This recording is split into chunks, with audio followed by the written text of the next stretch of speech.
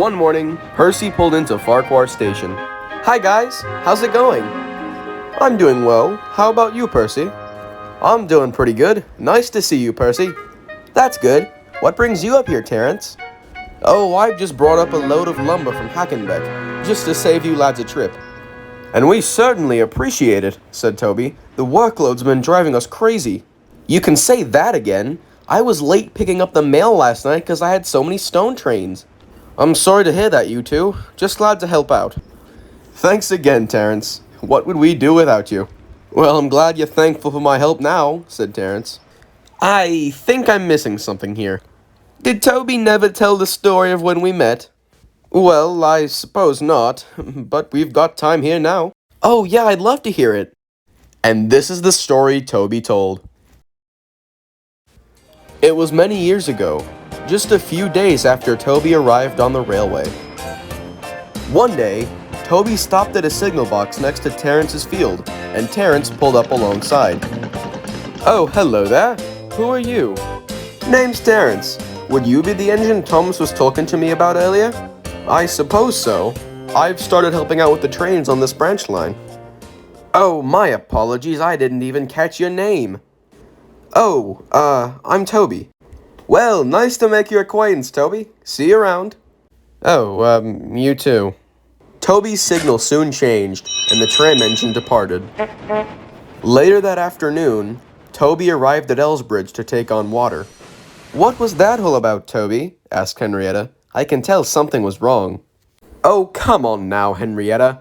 Don't tell me that he didn't remind you of those tractors that took over the jobs on our old line. I suppose that's a fair point, but he isn't those tractors. He was very nice to us. I know, you're right. I should have been more cordial. Just then, Thomas pulled in. Hey, Toby, how's it going? It's going all right. I met this tractor. His name was... Oh, Terence. He's a great friend of mine. Oh, I see. Yeah, a few years ago he pulled me out of a snowdrift. I gotta say, he's been a huge help to the branch line. Anyway, what were you saying? Oh, never mind that. You sure? Is something bothering you? Well, I'm sure Terence is a nice tractor, but he happens to look pretty similar to the ones back on our old line. Those tractors took over too much of the farm work to keep our railway afloat, and well, seeing him here just put me off a little.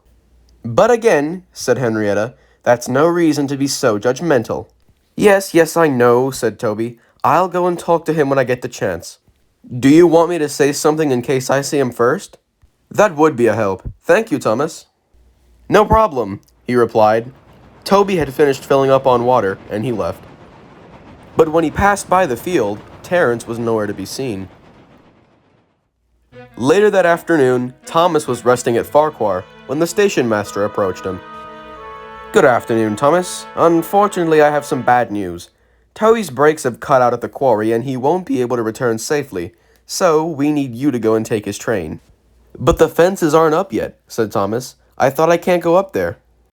They've given you clearance since we don't have another engine available, said the station master. Very well, sir, said Thomas. Later, he picked up the quarry trucks and was on his way to the harbor.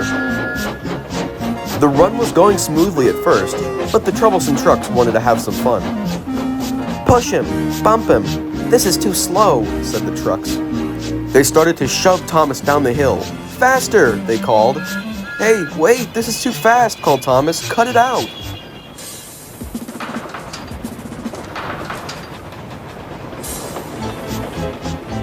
Thomas and his trucks progressed faster down the line.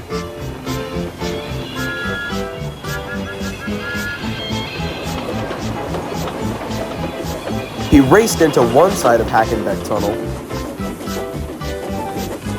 and came out the other side just as quickly. Oh no, there's the field, shouted Thomas. I'm not gonna make that curve. And he didn't. Bother! What's all the ruckus over here? Thomas, are you alright? Called Terence. A little bruised, but I think so. Well, that's good. You look like you could use some help. Oh, yes, please, Terence. That would be great. All right, don't worry. I have a plan.